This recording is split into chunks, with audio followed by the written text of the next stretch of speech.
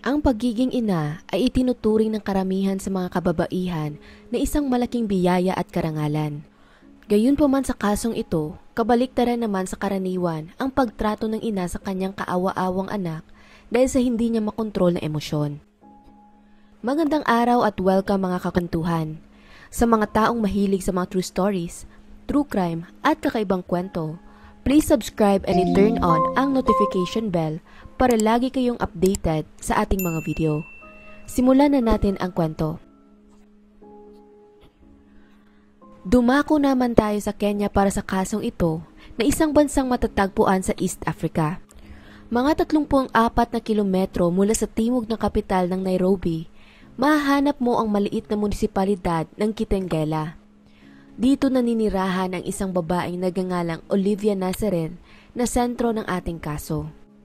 Sa mga mata ng publiko, isa itong ulirang ina na nagsusumikap na buhayin ng kanyang anak habang tinatapos rin ang kanyang pag-aaral.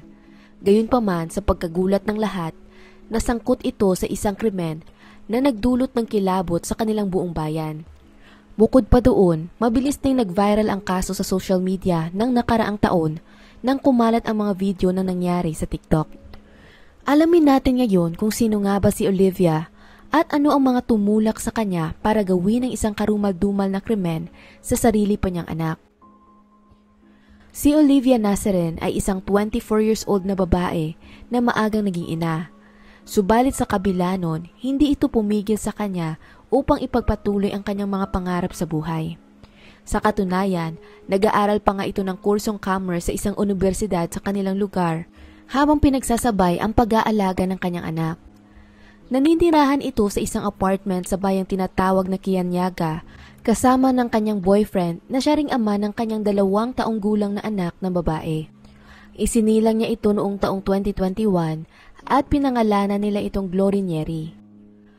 Pagkatapos ng 8 buwang paninirahan kasama ng kanyang boyfriend, isang araw bigla na lang itong nagpa siyang bumalik sa kanyang sariling bayan sa Kitengela kung saan nakatira naman ang kanyang pamilya. Pagbabahagi pa ng kanyang tiyahin, pagkarating daw nito sa kanilang tahanan, agad niyang niyakap ang kanyang ina at tinulungan pa itong maghanda ng chapati na isang uri ng Indian flatbread. Mukhang sobrang masaya naman daw ito at naging maayos naman ang mga bagay-bagay noong simula. Gayunpaman sa kabila ng malapit nilang relasyon sa isa't isa, wala daw pinagsabihan si Olivia na hiniwalayan na pala nito ang kanyang kasintahan at basta na lang lumaya sa kanilang bahay. Ayon pa sa ina ng kanyang dating nobyo, bigla na lang daw umalis si Olivia nang walang pasabi, dala-dala ang kanyang laptop at ang kanilang anak pero iniwan naman nito ang kanyang telepono. Hindi din di umano nila alam ang eksaktong dahilan ng pag-alis nito pero ayon naman sa mga ulat na lumabas kalaunan, matagal na pala silang nagkakalubuan ng kanyang dating kasintahan. Madalas daw magtalo at mag-away ang dalawa na hindi na nakayanan ni Olivia na makasama pa ito sa iisang bubong. Pagka-uwi nito sa bahay ng kanyang ina, sa sobrang tuwa nilang makita muli ang anak at apo, hindi na sila nakapagtanong kung may kinakaharap ba itong problema. Gayunpaman, hindi naman sila nag-atubiling tulungan ng anak at ibigay mga pangangailangan nito. Sa katunayan, binigyan pa nga nila ito ng perang pang-taxi at binilhan din siya ng bagong cellphone. Para sa kanyang pamilya, si Olivia isang mabait, masunurin at magalang na anak, lalong-lalo na sa kanyang mga magulang. Bukod pa doon, relihiyoso din ito at isang debotong miyembro ng Anglican Church of Kenya na may malalim na paniniwala sa Diyos. Kaya kung titingnan sa kabila ng mga pagsubok sa kanyang buhay, mukha naman itong maayos at positibo pa rin hinaharap ang kahit anumang problema. Subalit noong gabi ng April 23, 2023, araw ng linggo, bigla na lang daw nag-iba ang mga kilos ni Olivia. Ayon pa sa kanyang tiyahin, nagsasalita di umano ito ng mga ibang lengguwaheng hindi nila naiintindihan. Kasama niya noon sa loob ng bahay ang 2 taong gulang niyang anak, pero nang panahong iyon, naririnig daw nila itong nagwawala at parang sinisira din ang mga gamit. Sa kanyang galit, hindi rin niya pinalampas ang kanilang aso at hinabol niya rin ito para saktan, pero sa kabutihang palad, nagawa nitong makatakas palabas ng bahay. Di tumagal, mas lalo pang lumala ang sitwasyon nang narinig naman nilang sumisigaw na ang anak ni Olivia na si Glory, na wari ba ito'y takot at nasasaktan. Nang puntong iyon, Nagsimula na rin mag-alala ang kanilang mga kapitbahay na nakikinig lamang noon sa lahat ng nangyayaring ingay. Sa isipan pa nila, baka may umaatake daw sa pamilya o di naman kaya ay baka may nakapasok na magnanakaw sa loob. Dahil doon, mabilis nilang pinuntahan ang bahay ng mga Nazaren. Ngayon pa man, habang papalapit na sila sa property, hindi nila inasahan ang mga eksenang bubungad sa kanila. Wasak na ang TV sa loob ng bahay, basag na rin ang ibang salamin ng mga bintana, at mukhang sinira din ang sofa at kung ano pang mga kubyertos. Sa pagsilip pa nila sa loob, nakita nila kaagad ang sobrang magulong kalagayan ng bahay kung saan nagkalat ang mga gamit sa paligid. Kaya ang unang pumasok sa isipan nila, tama nga ang hinala nilang pinagnakawan ang pamilya. Subalit nang tiningnan pa nila ng mabuti ang sitwasyon sa loob, doon naman nila napansin si Olivia na nakaupo sa sahig sa may sala nang walang suot na damit at naghahasa ng kutsilyo. Maliban pa doon, ang lahat ng pinto at mga bintana ay nakalak din mula sa loob kaya hindi sila basta-basta makapasok sa bahay. Nang puntong iyon, may naririnig di umano silang mga paulit-ulit na salitang sinasabi ni Olivia na sadyang nakakakilabot. Aniya, hindi ka na muli pang iiyak aking anak habang buhay ka nang matutulog. Mahal kita anak. Pagkatapos niyang sabihin iyon, tinadtad niya na ng saksak ang walang kalaban-laban na si Glory. Sa pagkataranta ng mga taong nakasaksi sa mga pangyayari, sabay-sabay silang nagmakaawa kay Olivia na tumigil na ito, pero wari ba'y wala lamang itong naririnig at ipinagpatuloy niya pa rin ang pagsaksak sa bata. Habang sinusubukan nila itong pakalmahin, ang iba naman ay nagdesisyon na tumawag na ng pulisya. At sa kanilang paghihintay sa mga otoridad, ang isa sa mga kapitbahay niya ay nagpa siyang i-video ang mga nangyayari. Iyon rin ang parehong video na nag-viral kalaunan sa TikTok. Ang mga sumunod na eksena ay mas lalo pang naging nakakagimbal at nakakakilabot nang kinuha naman ni Olivia ang duguan at wala ng buhay niyang anak sa sahig. Habang kumakanta ng mga nursery rhymes at nagbibigkas ng mga alpabeto, sinimula naman itong pagputul-putulin ang maliit na katawan ni Glory. Pagbabahagi pa nga ng isa sa kanilang mga kapitbahay, parang gumagawa daw ito ng isang ritual kung iyong titingnan. Pagkalipas lang ng ilang minuto, hiniwa naman ito ang tiyan ng kanyang anak upang tanggalin ang puso at bitukan nito. Ang pinaka-nakakapanindig balahibo pa sa lahat, kinuha niya rin ang atay ng kanyang anak at sinimulan itong kainin. Patuloy niya iyong ginawa habang nakaupo sa sahig at kahit pa maraming tao ang tumitingin sa kanya sa labas lang ng kanilang bahay.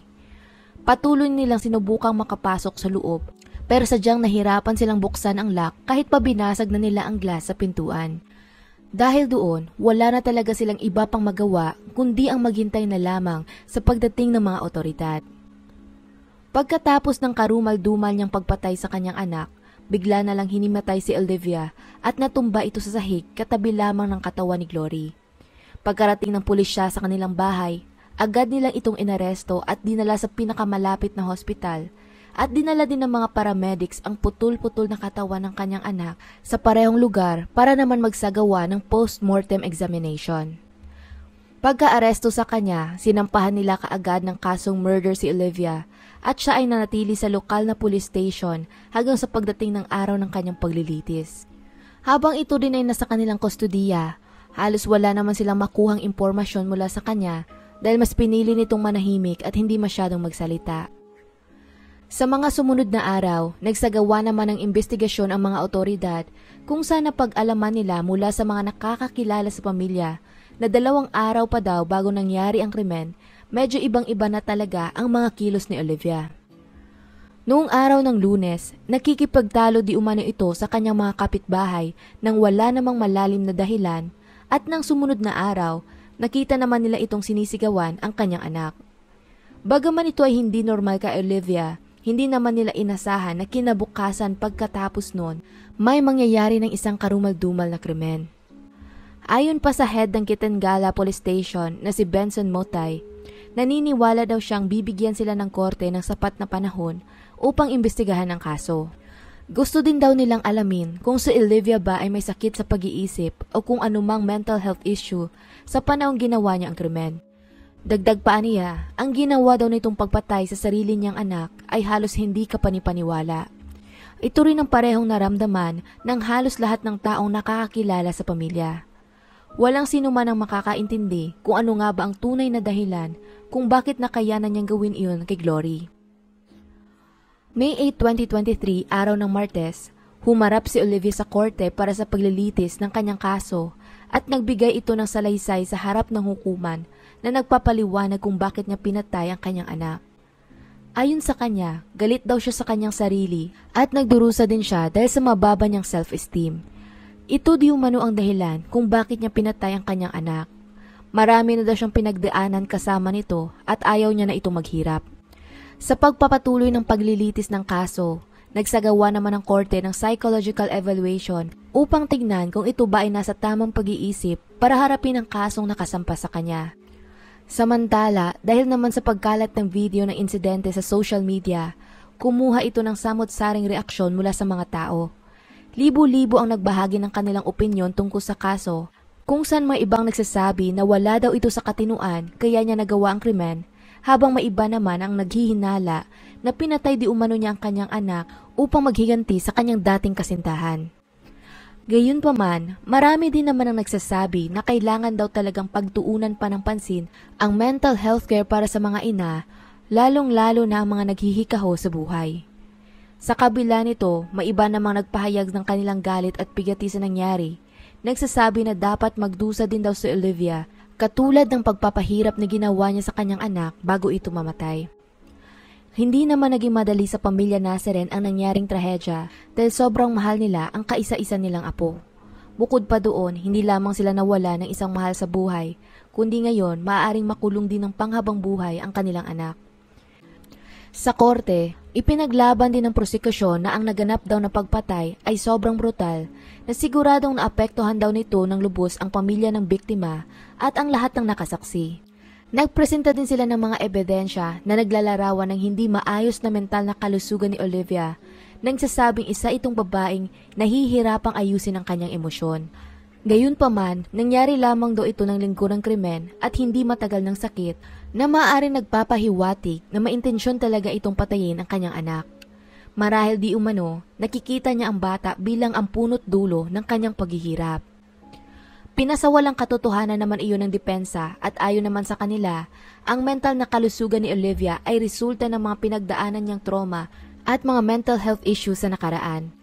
Dahil dito, hindi daw siya responsable sa mga ikinilos niya noong gabi ng krimen.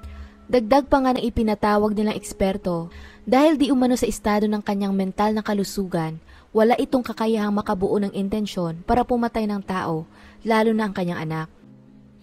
Sa huli, pagkatapos ng ilang linggong paglilitis at ilang araw na deliberasyon, ang mga hurado ay naglabas na din ng kanilang hatol. Noong June 2023, si Olivia Nazaren ay natagpuan nilang guilty sa kasong murder at ito ay nakatanggap ng sentensyang habang buhay na pagkakakulong nang walang posibilidad sa parol. Ang kaso ni Olivia Nazaren ay nagsisilbing matinding paalala sa komplikadong kalikasan ng mga tao at ang kahalagaan ng pagtugon sa mga isyu na kalakip ang mental na kalusugan. Isang bagay pa na sobrang nakakalungkot at nakakabahala sa kasong ito ay ang huling mga sandali ni Glory kasama ang kanyang ina. Kung iisipin, siguradong punong-puno ito ng takot hanggang sa huling segundo ng kanyang buhay habang siya ay dahan-dahang pinapatay ng kanyang nanay. Ang tao na dapat sana ay siyang magproprotekta at nag-aalaga sa kanya. Sa halip, ito din pala mismo ang magtatapos ng kanyang buhay. Hanggang sa araw na ito, nasa kulungan pa din si Olivia at nakakatanggap rin ito ng mga therapy para tulungan siya sa kanyang mga mental health issues. Pero sa kabilang dako naman, nananatili pa rin sa isipan ng mga tao, lalo na ng kanyang pamilya, ang karumal-dumal na trahedyang ito na siguradong hindi na nila makakalimutan ng panghabang buhay. At hanggang dito na lang ang kwento natin para sa araw na ito. Anong masasabi ninyo sa kaso? Kung nagustuhan nyo ang video na ito, maaari mong i-check ang ating channel para sa iba pang mga kwento. Muli, salamat sa inyong pakikinig at hanggang sa susunod mga kakwentuhan.